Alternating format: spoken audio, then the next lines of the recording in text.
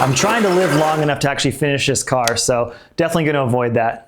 At some point in your life, you will hopefully experience what I call the moment of regret. And I haven't quite reached that point on this car, and I think it's only because I'm much more patient and diligent, and I have the vision of what I know this car will become eventually. And the reason I say that you will hopefully reach that point is because there is nothing more satisfying than reaching that point and then overcoming it.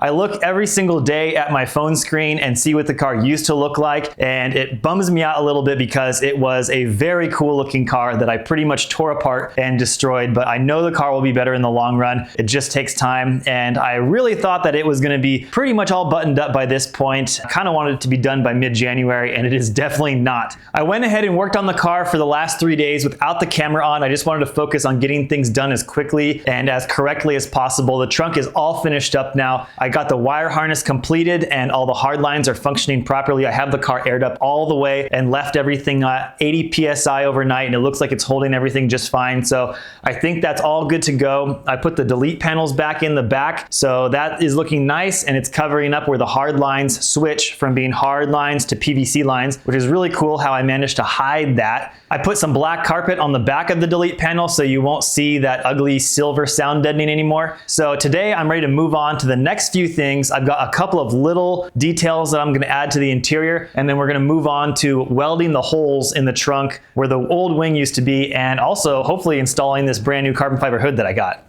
It was quite a massively complex experience trying to paint the interior of this car, and it came out pretty good, and I thought I did a really good job masking everything, but I got a little bit of overspray on the door handle and the pull strap, and I probably could have just flipped this strap around and used the not overspray side, but I thought it might be a fun, cheap mod and ordered some red ones. Unfortunately, they're not exactly the type of red I was hoping for. These are more of like a raspberry rather than like a fire red like my Spree is. That's okay. They're a little bit too wide. I'm gonna have to Dremel out the slot a little bit, but I'm sure they'll slot right in after that. And I'm gonna do a better job getting this trim piece stuck on here. It kind of popped out a little bit. Problem is these old plastics tend to break really easily. So I think I'm gonna permanently plastic weld it to the door panel. I can't really see a reason in the near future that I would need to take it off anyways. What this is a little toaster-like thing that gets this coil super hot and it melts the plastic together. What's great is you don't really have to wait for it to dry, and it's really strong. It's pretty unlikely this thing's gonna break again. This thing puts off some pretty nasty fumes. Definitely avoid breathing this the best you can, and don't even let it get in your eyes. I've had some of it burn my eyes pretty bad. I'm trying to live long enough to actually finish this car, so definitely going to avoid that. The new pull strap is an inch or two longer than the old one, and I was a little bit worried that it would look kind of funny, but after putting it on, it looks totally normal. You'd never know the difference. I'm gonna flip the car around real quick so I can do the driver's side a little bit easier. It just finally stopped raining, so it's a good time to do that. And I'm also gonna install this gauge pod that replaces the vent. So I haven't really driven the Quattro in about 3 weeks. Ever since I got back from that Cape Flattery drive, it sprung a little leak in the heater valve, which is what opens and closes when you're demanding heat in the interior. And it's just been leaking radiator fluid ever since onto my driveway. And I can't believe there's still even radiator fluid in it. So I'm just gonna move it real quick, so no harm, hopefully. Oh, brakes were a little sticky. Yeah, it definitely didn't stop raining, that's for sure.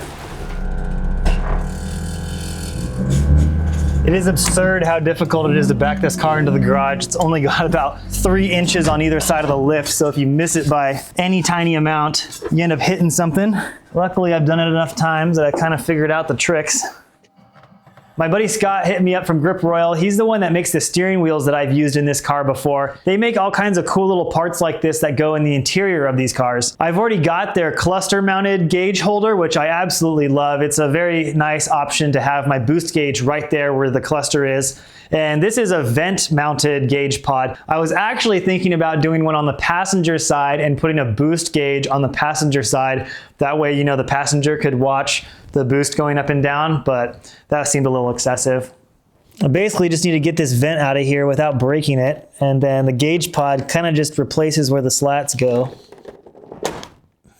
I think I'm definitely going to use the plastic welder on this side too. It looks like a few of the tabs are broken, and I even used some epoxy when I first installed these door panels, so that'll be nice. I'm trying to film this as a reel at the same time, so I've kind of got the red here while I take this vent apart, get it on both cameras. This one's a little harder because I gotta keep it in focus. My car pretty much already has all the gauges that I would need, and I didn't really want to spend a ton of time installing something like an EGT or even like coolant pressure. So I just went ahead and got an analog clock. The only downside is I really wanted it to match the rest of the gauges, and this stack one was like $160. So a little expensive, but now I can point at it and say, yep, that's my analog clock there in the door vent. Who knows, maybe it'll come in handy one day.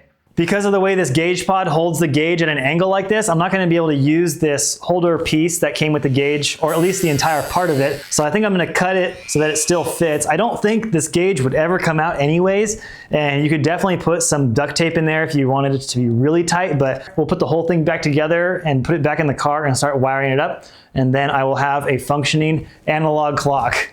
So as you can see, this didn't really work out. As soon as I cut it in half, it doesn't have the ring in the middle to hold it together anymore. So now this thing just wants to tip to the side and completely doesn't work anymore. So I'm pretty sure in the instructions they said to just use a piece of tape to make it really nice and tight. So I'll probably just end up doing that.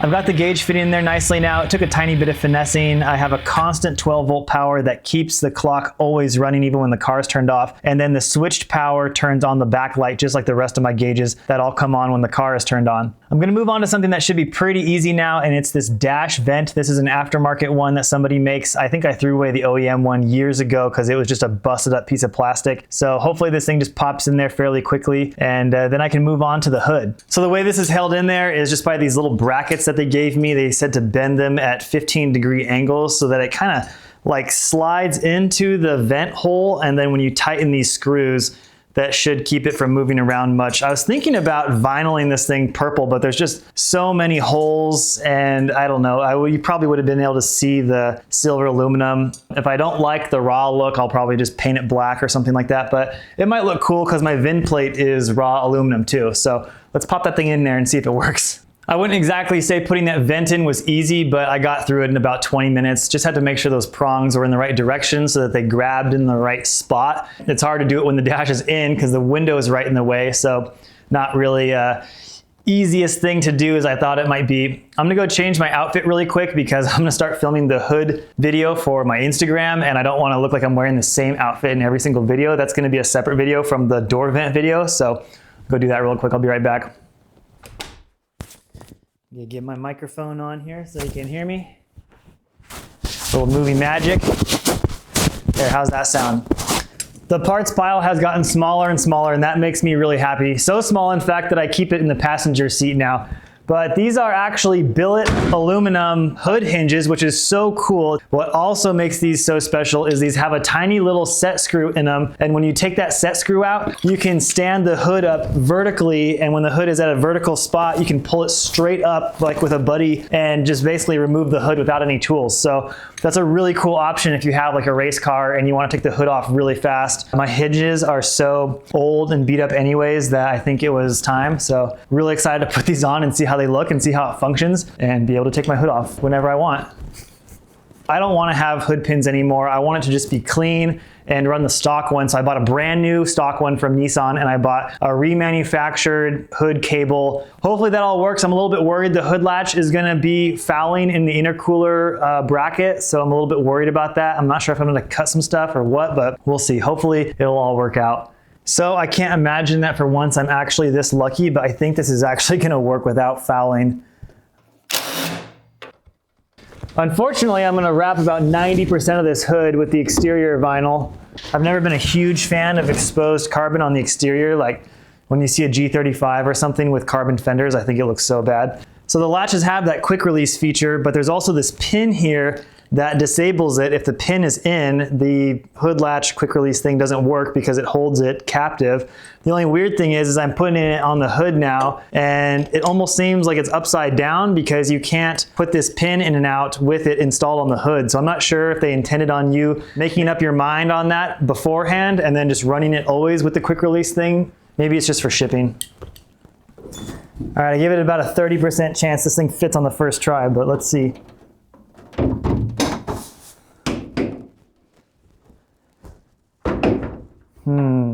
It's kind of in, kind of not. Quick release thing doesn't work if you have a hood cowl. That's annoying. I just had to say this was going to be easy, didn't I? I don't really really care that much about the quick release thing working. I just wanted brand new hood latches, but I really want it to function for the Instagram video. So yeah, it's kind of stupid. I don't think that was any easier than just taking the hood off the normal way. So the hood seems like it's hitting on the top of the frame rail here, and it's not letting it go all the way down. I'm gonna put the hood latch on and just see how far off it is. This is what I do with all the cardboard. I just put it under the lift and pretend it never existed. This thing might just catch. Let's see. Needs to go down a lot more. Seems like this whole entire assembly needs to go much, much higher up. It's pretty obvious that this car had some front end damage at some point in its life. I'm not exactly sure what, but I've also cut a few things back here behind the intercooler to get that to fit, and I don't even remember what exactly I did. Right now the intercooler is pretty much being supported by the hood latch, and there are some brackets on the bottom that for whatever reason I never screwed into the subframe here, so it's pulling on that hood latch really hard, causing it to sag by at least 2 inches probably, because this hood latch is nowhere even near latching on the hood. So I need to take this intercooler off, bend that back up, get it all sorted out, and probably make some kind of new bracket so that it doesn't sag again. And then I'll have a nice hood that actually closes and hopefully stays closed.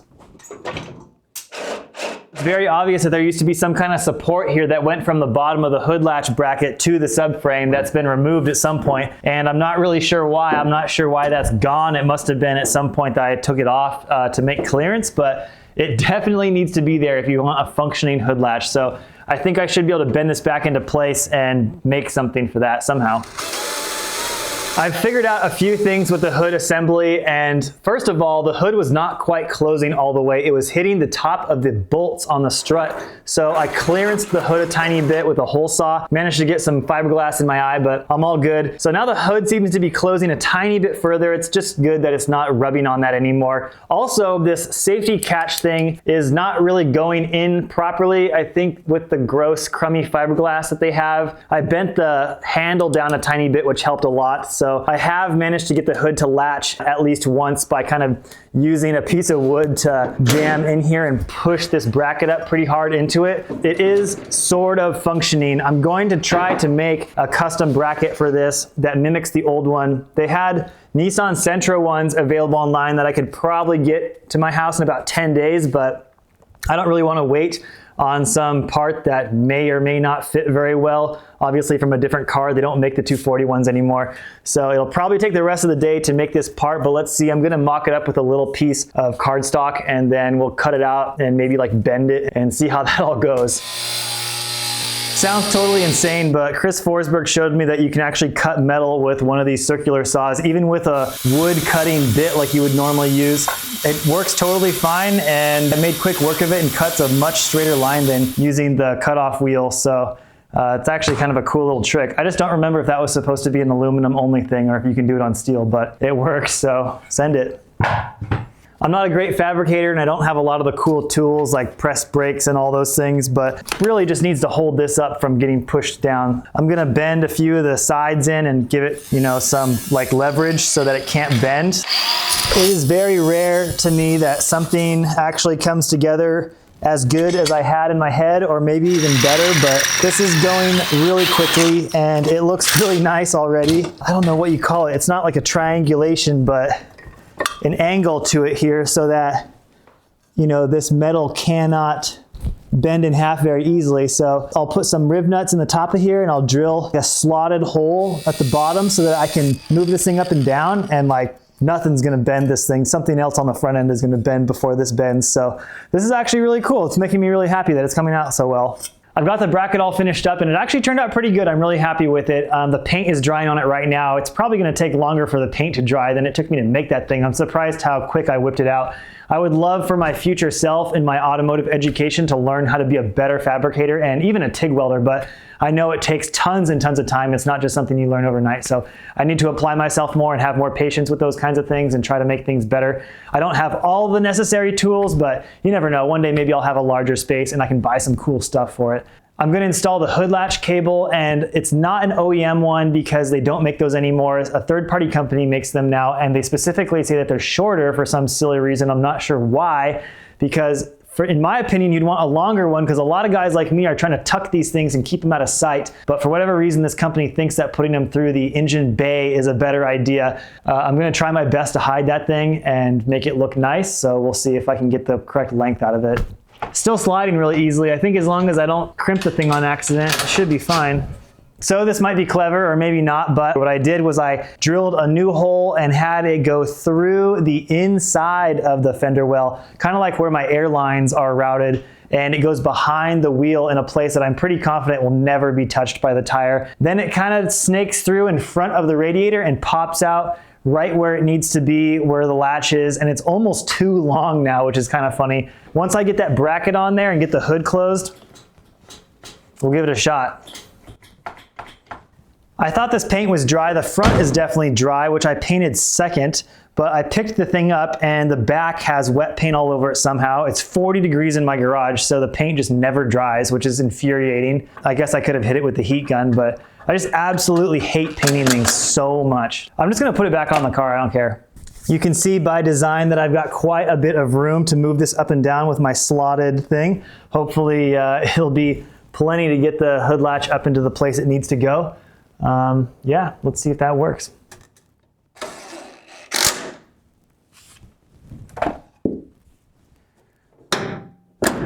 Oh my gosh, it worked. Oh, I can't believe it. That's amazing. So for the first time in a long time, something was actually easier than I thought it was going to be. I literally almost want to cry. Nice. That makes me really happy, so I can move on to something else now. This episode is getting pretty long, so I'm going to weld up these holes like I said I would, and then we'll wrap it up. This car I had originally wrapped with some really cheap sign vinyl, and it looked pretty good for 3 or 4 years. Of course, it dried out and got all cracked, and when I went to remove it, it left tons and tons of residue all over the car, and I spent days getting all that residue off. When I got to the trunk, I got pretty lazy and left a bunch of the residue, and I wrapped over it with the new vinyl, and it looked really bad. So now I want to make that right. Got the eraser wheel out, and it's doing a great job of getting that stuff off. I wish I had known about this years ago because I was using all kinds of chemicals and just like literally elbow grease. The trunk has these holes in it because my car is a 1995 SE, and I'm pretty sure it came with a Zanke wing, which looks like this.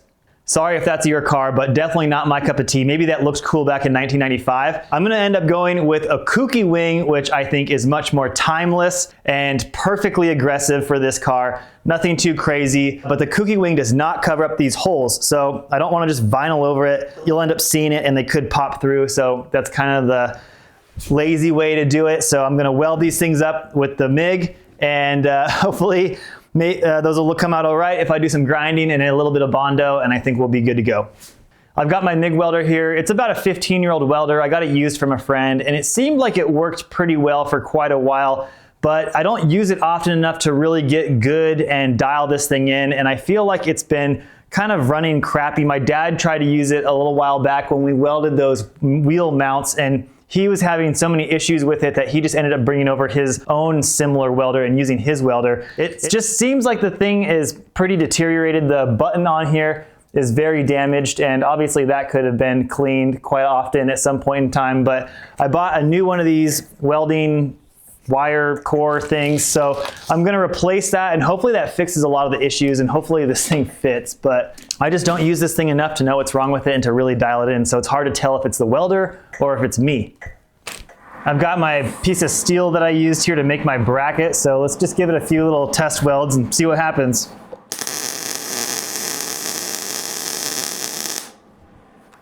It's going through. Seems like I need to turn it down a little bit. I think welding 2 pieces of metal together is probably a little bit easier than actually filling up a hole. I'm wondering if maybe I should cut some little circle to fill in the back of it, so I might do that too. The problem is the metal on this trunk is probably really paper thin, so we'll just see how it goes. I'm never gonna learn if I never try. Let's give it a shot. Kind of making the hole bigger at the same time as I'm closing it. Probably needs to go down more. Well, I got a pretty big pile of steel sitting there, and I mean, it doesn't really matter because you can just grind all that down as long as you got the thing filled up. I think once I hit it with the grinder, it'll be okay. So let's give that a shot and see what happens.